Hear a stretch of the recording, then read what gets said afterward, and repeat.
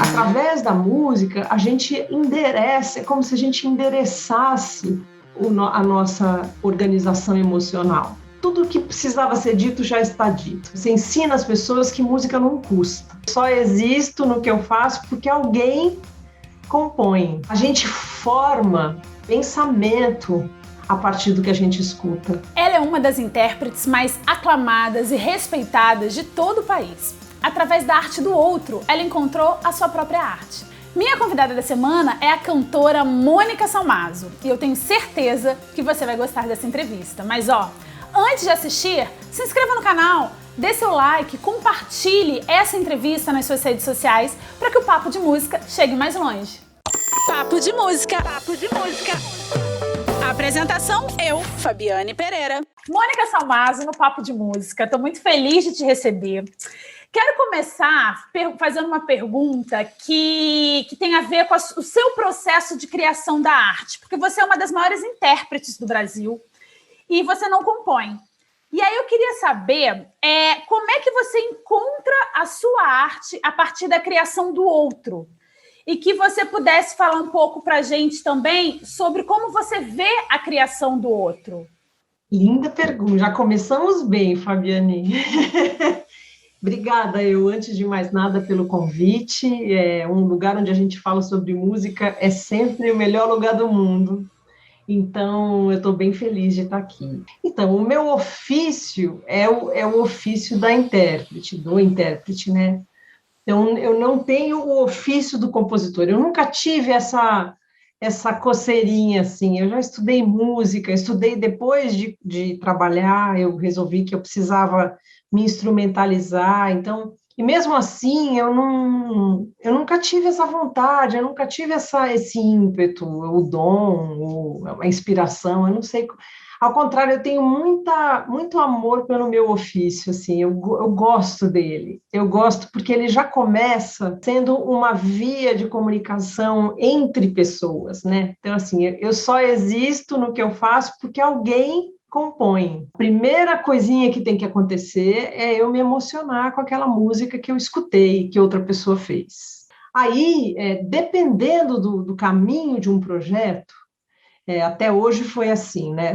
Tem discos que eles nascem a partir de uma ideia. Essa ideia ela já indica um repertório, ou pelo menos um caminho de procura de repertório. Ou até mesmo um repertório fechado, como foi o caso dos afro-sambas, que é aquele repertório. É um projeto, você aceita ou não, mas é um repertório, é aquele, não se mexe naquilo, né? Eu acho que o trabalho do intérprete, ele começa na escolha do repertório e depois ele vai seguir até quem vai fazer esse repertório com ele, né? Ela se fez bonita como há muito tempo não queria usar.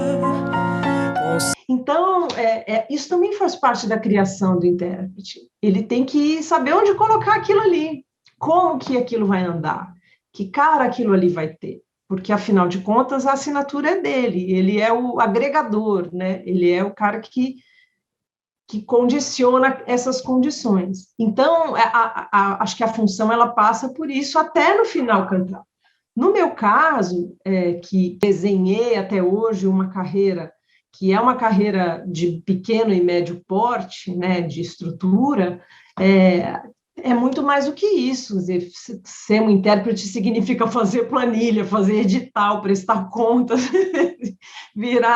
montar escritório, né? Semeando a liberdade em cada coração. Tenha fé no nosso povo que ele... Eu sempre disse assim, meus pilares primeiros foram o Chico e o Dorival Caymmi, né? Eram discos dos meus pais LPs que eles tinham lá em casa, eu pequena, me interessei por música. Eu me interessei por música, para dizer a verdade, porque eu tinha um tio que trabalhava na Editora Abril, e a Editora Abril lançou uma nova tiragem daqueles de coleção de disquinhos coloridos, que eram uns compactinhos, assim, vinis, piquititicos, com uma historinha ou duas em cada um. Eles eram coloridos, cada um era de uma cor, não sei se você já viu isso. Isso saiu em CD também. Sim. E era uma coisa muito, muito, muito bem feita, né? Com arranjos, composições do Braguinha, arranjos do Radamés Inhatali. Só tinha músico bom, só tinha músico bom, só tinha o português das histórias que se fala é perfeitamente bom, não é tati-bitati para criancinha, assim.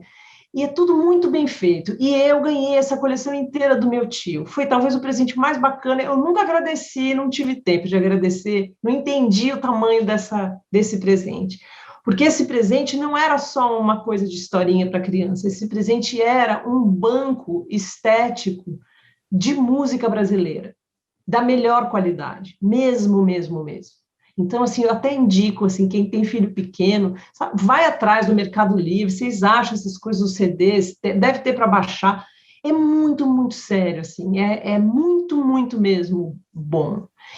Sininho, enciumada, voa na frente e manda os meninos perdidos abaterem o Andy, dizendo que se trata de um pássaro. O Chico tem um disco que, se eu não me engano, é de 85 ou de 83, que não tem nome na capa, que tem Cálice, e que tem uma música chamada Pedaço de Mim, provavelmente uma das músicas mais doloridas né, que já foram escritas na história. Assim.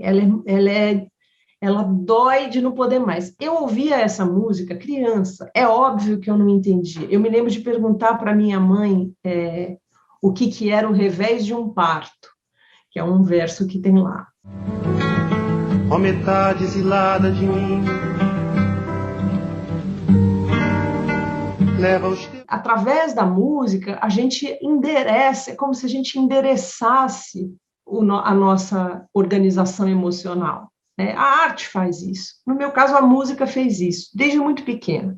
Mas eu não tinha eu não conhecia ninguém que vivesse de música, nem de arte. Eu não conhecia nenhum artista profissional, de nenhuma área. Aí eu encontrei um amigo na rua, abrindo o carro assim, um amigo meu muito musical, e ele falou, eu tô fazendo aula de música aqui nessa escola, uma escola de música do Ricardo Brem, chamada Espaço Musical, existe essa escola e é muito legal. Aí, tcharam, falei, você está fazendo o quê? Eu estou fazendo, todo mundo que faz aula de instrumento também faz aula de musicalização, é demais, com o próprio Ricardo Brem, falei, vou nessa, telefonei, tinha aula de canto, pedi para os meus pais, eles toparam, eles viram que eu estava cheia de coceira, roendo unha, super ansiosa, vai lá.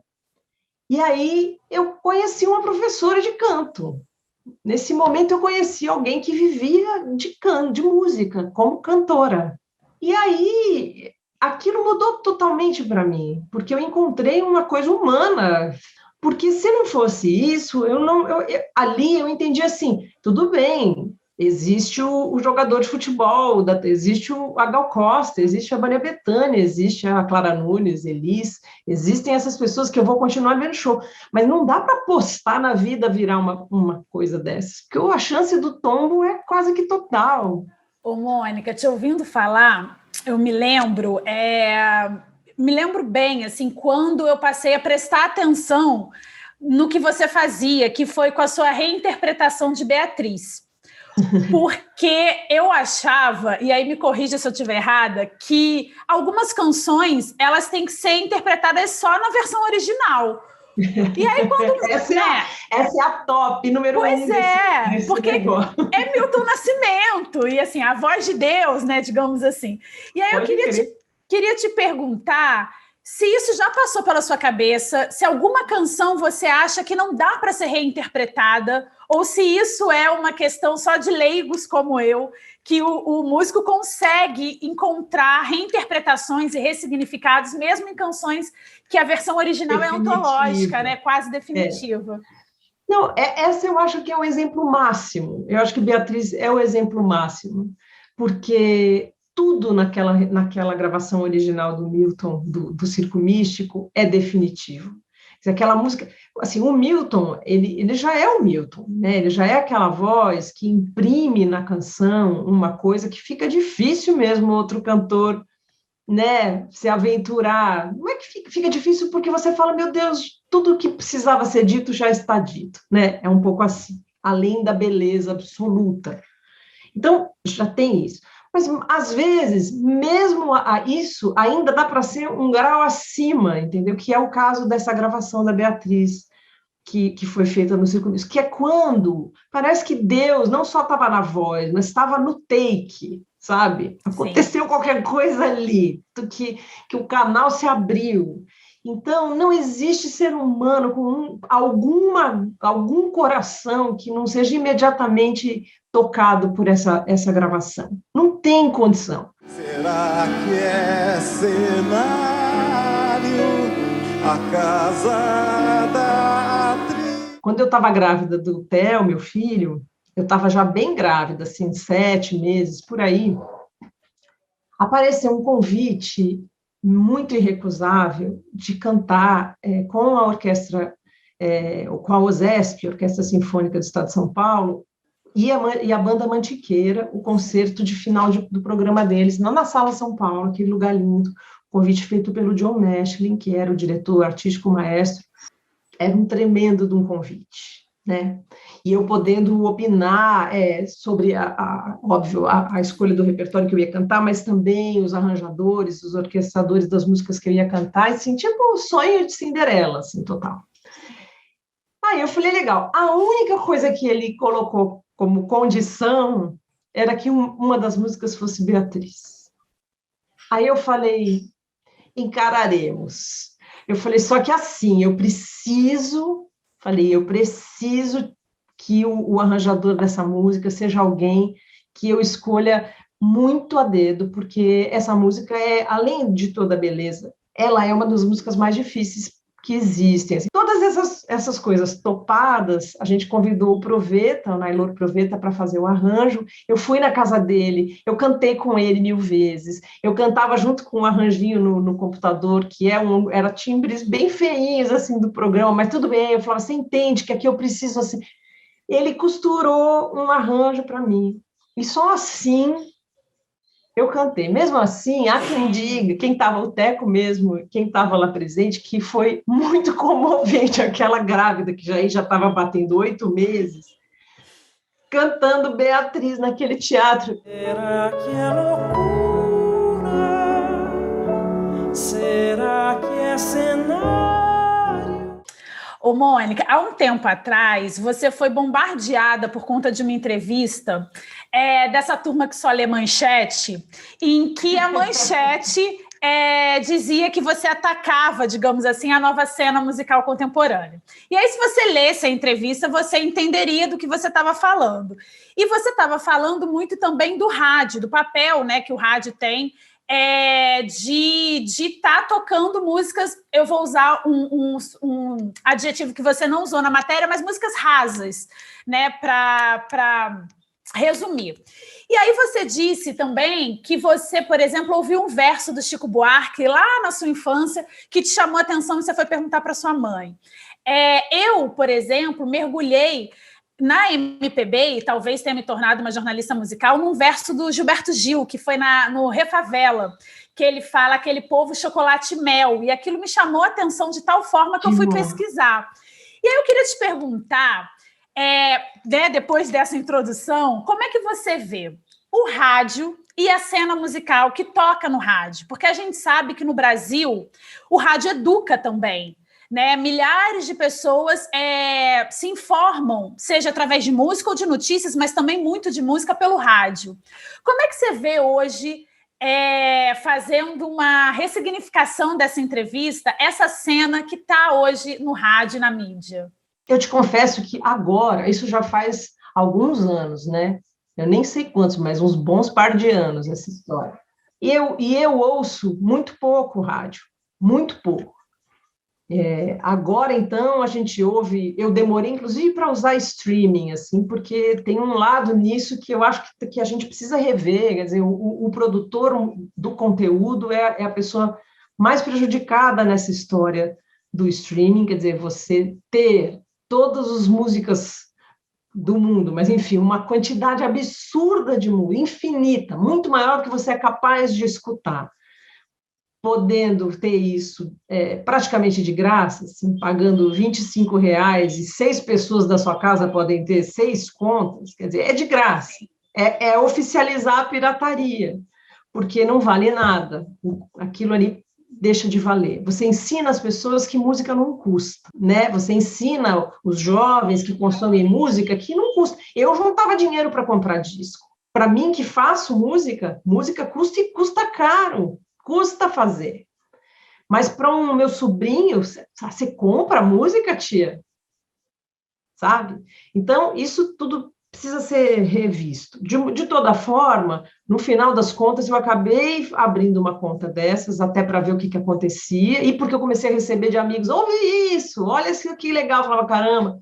Então, eu tenho um negócio lá do Spotify, acaba sendo uma fonte de pesquisa também, mas nada para mim substitui ter um disco na mão, ler a ficha técnica. Eu fico puta de abrir uma música no Spotify e não saber nem o compositor da música, nem quem toca, nem nada sobre aquele disco. Isso me deixa possessa, assim, porque a gente faz o disco com todo amor, assim, até os agradecimentos eu leio no projeto gráfico do disco dos outros, assim, eu quero saber, eu quero ver o que aconteceu ali. Então, eu acho uma perda meio gigante. Mas o que eu vejo eu tenho um pouco de dó, assim, eu vejo, você acabou de falar, eu falei em relação aos disquinhos coloridos, assim, a gente forma pensamento a partir do que a gente escuta.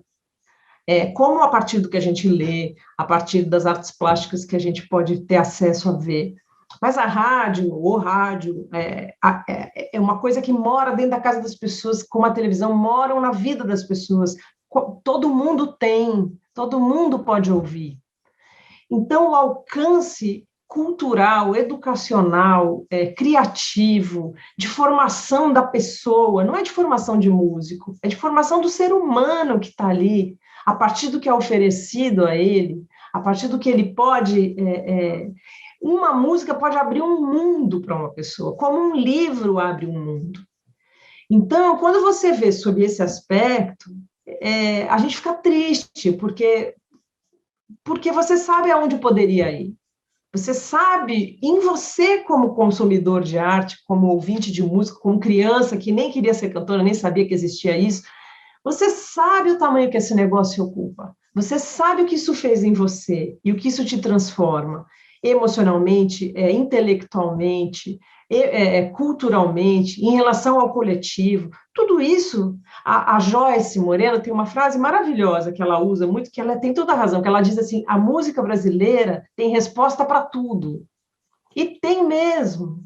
Tem resposta para tudo, da dor de cotovelo, do traído, até a solução para todos os problemas filosóficos da humanidade e práticos. Já foi escrito alguma coisa na música popular brasileira sobre tudo. É um lugar onde eu mais me orgulho desse país, entendeu? Porque eu acho mais do que isso, assim, eu acho que a música brasileira ela é a realização concreta do que o Brasil poderia vir a ser, né, em relação às misturas do que ele é feito. Na boca, o ideal, o bicho na toca e o perigo. Aquela ideia do Darcy Ribeiro, um pouco o que o Caetano Veloso fala assim, o Brasil, ele tem uma responsabilidade, assim, as nossas misturas étnicas, as nossas misturas estruturais, do que somos feitos como um povo, como um país, quer dizer, a gente, infelizmente, não transformou essa mistura numa coisa igualitária e que realmente cada uma dessas diferenças traz para a história, para a vida, para a construção do país, aquilo que tem de melhor e tem as mesmas condições. Isso a gente nunca fez. E está na hora, já passou da hora da gente encarar isso muito de frente, porque não vai dar certo isso aqui se a gente não olhar para isso. Lágrima garoa rabiscando teu olhar, cegaram teus olhos. Como é que surgiu esse projeto que te fez dividir telas, digamos assim, com muita gente dessa cena contemporânea que tem feito essa música diversa? O De Casas ele nasceu na pandemia, ele nunca foi um projeto, agora ele mas ele não era. O primeiro vídeo aconteceu dia 22 de março, daqui a pouco faz um ano. É um ano que a gente não quer comemorar. Eu tinha uma relação mínima com redes sociais, mas mínima do mínimo do mínimo. Aí eu estava no Instagram olhando, e aí veio aquela bolinha da live lá do Alfredo Delpenho, que é um amigo meu, muito querido, muito talentoso. Cliquei na bolinha, aí entrei na live, aí apareceu, Mônica Salmazo entrou na live. Eu falei, caramba, que treco louco! Aí eu falei, caramba, será que... Quanto tempo dura uma live? E se eu tiver que sair, será que aparece Mônica Salmazo saiu da live, né? Ele vai achar que eu não gostei, que troço estranho, juro que era desse tamanho a minha ignorância. Ele falou, Mônica, você tá aí e tal. Eu falei, aí eu escrevi, vi que dava para escrever, eu escrevi, Alfredo, tô aqui com muita saudade, que lindo que tá aí, estou aqui cantando com você. Aí alguém falou, chama ela para dentro da live. Falei, uau. Aí ele falou, tá bom. Aí ele me mandou aquele convitinho, eu entrei, a tela abriu, uou, assim, eu tava assim, nossa, que troço louco. Aí a gente tentou cantar uma música juntos, foi catastrófico, né? Foi muito gostoso, foi muito divertido, mas musicalmente não aconteceu nada por causa do delay. Daí a gente riu muito, e aí quando acabou, eu fiquei pensando, falei, caramba, eu vivo de fazer música com pessoas. O que eu faço na minha vida é cantar com músicos e amigos, é o que eu faço na vida. Eu não vou poder fazer isso mais. Não tem como, não inventaram um jeito de cada um distante fazer isso junto. Caos total. Não, quando eu vi, foram 74. Quando vi, tinha Chico Buarque. O Chico, eu nem lembro qual que foi o número dele. Mas o Chico foi assim, toda vez que eu cantava uma música do Chico, e foram várias, eu mandava o link para ele por e-mail. Chico, saiu um pão quentinho aqui. Porque você percebe, tem uma coisa que é assim, que isso trouxe, essa pandemia, ela colocou todo mundo em algum mesmo grau de vulnerabilidade. Claro, óbvio, muitas pessoas num grau ainda maior do que elas já estão e são e vivem, e isso ficou tão em carne viva que ficou impossível de não ver, a ponto de eu conseguir escrever para o Chico Buarque e falar, quando você tiver vontade, se você quiser brincar, é legal, viu? Faz o maior bem, te prometo que é gostoso, assim, que não dói nada, e não é uma coisa, é uma brincadeira, não tem fins comerciais, nada, é assim, a gente... Por 2 horas, a gente esquece que está vivendo essa porcaria toda e se diverte. Depois a gente se diverte quando vê pronto. E mais bonito ainda, a gente oferece isso para as pessoas e elas recebem a nossa visita na casa delas. E isso é bonito pra caramba. Mas o importante no Rua de Casas, primeiro é seguir vivo, é fazer música. Depois é seguir essa coisa que é a música, que é o encontro das pessoas. E oferecer isso para quem está em casa. Eu acho que isso é uma forma que a gente encontrou, e eu fiquei muito emocionada muitas vezes com o retorno que isso trouxe. Pela minha lei, a gente é obrigado a ser feliz. E você... Menina, amanhã de manhã, quando a gente acordar, quero te dizer que a felicidade vai desabar sobre os homens, vai desabar sobre os homens. Palhinha! Ô, Mônica, posso te pedir umas palhinhas? A gente tem um quadro que chama Palhinha. E aí, eu queria te pedir uma palhinha de uma canção que você tocou no de Casas e que te emocionou muito, assim, quando essa música chegou para você, a segunda parte ou a segunda voz chegou para você, você ficou muito emocionada. Qual delas? São tantas. A que você quiser, a que você escolhe a que você quiser. Gente, olha, essa com o Ney, chama Eta Nós, é Lula e Lucinda, né? Essa música foi muito linda, porque o Ney é uma pessoa que eu tenho muita admiração. E a gente nunca tinha se encontrado. Já nos falamos pessoalmente, assim, encontro de lugares, assim, mas a gente nunca fez nada juntos. Então, quando ele topou, foi, assim, muito lindo. Então, eu vou dar uma palhinha dessa daí, tá? nós se cruzemos na espiral da vida. Mais de uma vez eu tenho consciência de que na vida não tem coincidência. Nós se gostemos e se tornemos amigos. Que lindeza! Ô, Mônica, para encerrar, eu queria te pedir uma palhinha. Agora você vai mergulhar lá na sua infância, de uma canção que você ouvia nesses disquinhos coloridos. Ah, fácil. Fácil. Deixa eu ver qual delas. Nossa, Dona Baratinha. Vejam só que formosura, bem no dia do noivado, a senhora Baratinha, com seu vestido rendado. O seu véu de 7 metros, sapatinhos de cetim, seu corpo... Como você está no meio dessa loucura toda? Como dá, né? Como dá? Como dá? Como dá, fazendo os melhores cuidados possíveis. Você já pegou esperando. em algum momento? Você já o quê? Já pegou Covid em algum momento? Nunca peguei, não, ainda não. Espero não pegar. Bom, fazendo tudo para não pegar, mas... Muito obrigada. Olha, obrigada pelo seu tempo. Você tem em mim uma fã, uma admiradora do seu trabalho. Obrigada. Obrigada. Assim que for no ar, eu mando pra Carla. Tá bom. E quando a gente se encontrar, a gente vai se dar aquele abraço, tá bom? Por favor. Combinado. Por favor. Combinado. Obrigada, Obrigada viu? eu. Um beijo, boa semana pra você.